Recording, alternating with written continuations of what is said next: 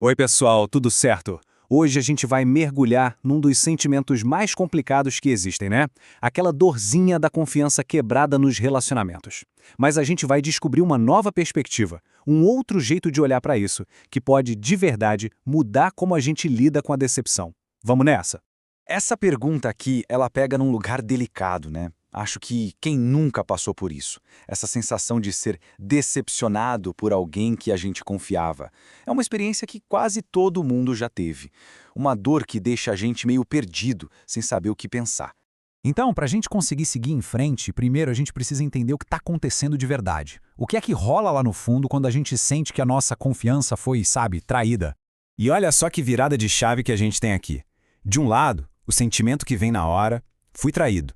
Mas se a gente olhar mais fundo, a verdade é que na maioria das vezes, o que aconteceu foi que uma expectativa minha não foi atendida. A dor não vem tanto da ação do outro, mas do desmoronamento daquela imagem que a gente mesmo criou. A gente se machuca na nossa própria expectativa. Pense um pouco nisso. O que a gente chama de traição, na verdade pode ser um momento de clareza.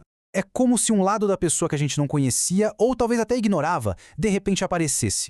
E o pulo do gato aqui é tentar aceitar essa nova peça do quebra-cabeça e pensar, entendi, então essa pessoa também é isso. E essa citação aqui, nossa, ela resume tudo perfeitamente. A gente tende a colocar as pessoas em caixinhas que a gente mesmo cria, né? A gente define como elas deveriam ser. E aí, quando elas fazem algo que não está no nosso roteiro, a gente se sente completamente perdido. É como se estivéssemos andando em círculos nessa imensa e complicada floresta que são os relacionamentos humanos.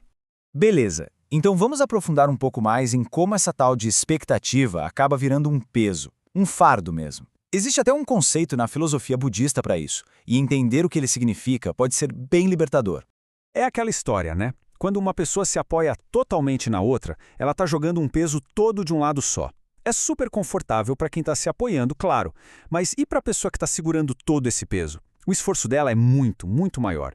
E isso, essa dependência que nasce da expectativa, não é confiança de verdade. É um fardo que a gente coloca no outro, muitas vezes sem nem se dar conta. E aqui está o nome da coisa. No budismo, isso é chamado de bono ou kleshas. Basicamente são as nossas aflições mentais, aquelas paixões que perturbam a nossa paz. E nesse nosso papo aqui, colocar expectativas exageradas nos outros é considerado uma dessas aflições. É algo que gera sofrimento tanto para a gente quanto para quem está recebendo essa carga. Ok, já entendemos o tamanho do problema. Mas e a solução? Como a gente sai dessa? Bom, para isso, a gente vai buscar a sabedoria de um mestre budista chamado Shinran Shonin. Ele tem uma visão bem radical e profunda sobre o que significa confiar de verdade. O caminho que o Shinran propõe é, no mínimo, surpreendente. Primeiro, o passo 1 é aceitar a própria limitação. É ele dizendo, olha, sozinho eu não vou conseguir. Passo 2, ele encara a realidade nua e crua. Por mim mesmo, meu destino não é dos melhores. É só depois de aceitar essa impotência total que vem o passo 3. É uma entrega. Por isso, vou seguir meu mestre. Aconteça o que acontecer. Ele não segue esperando um final feliz. Ele segue porque se entregou. Para ele, isso é a confiança em seu estado mais puro.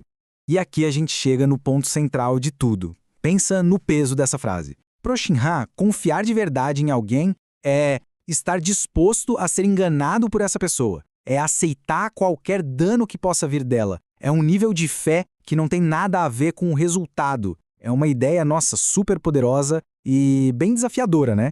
Para essa ideia não ficar tão abstrata, a gente pode pensar na relação entre pais e filhos. Muitas vezes ali existe esse tipo de confiança, sabe? Uma fé que continua lá, mesmo com todos os erros, com todas as falhas. É uma crença que não depende da pessoa ser perfeita. Certo. A gente falou de filosofia, de conceitos profundos, mas como é que a gente traz isso para a nossa vida, para o dia a dia? É o que a gente vai ver agora. Como transformar tudo isso numa mentalidade mais prática e, quem sabe, encontrar um pouco mais de paz. Então, resumindo, o caminho é todo sobre uma mudança de perspectiva. Primeiro, tentar ver a traição como uma expectativa que não foi atendida. Depois, um exercício diário de aceitar as pessoas como elas são, por inteiro, com as partes boas e as ruins. É super importante a gente se ligar que as nossas expectativas podem ser um peso enorme para o outro. E por fim, tentar separar a confiança da necessidade de um resultado. Mirar numa crença mais incondicional, mais livre. E para fechar, fica essa pergunta no ar para a gente pensar. Aquela nossa crença nas pessoas, será que ela é, na verdade, uma lista de expectativas disfarçada? Ou será que a gente está realmente oferecendo o presente que é a confiança de verdade, sem amarras? A resposta que a gente encontra para isso pode, sinceramente, transformar a maneira como a gente se relaciona com todo mundo.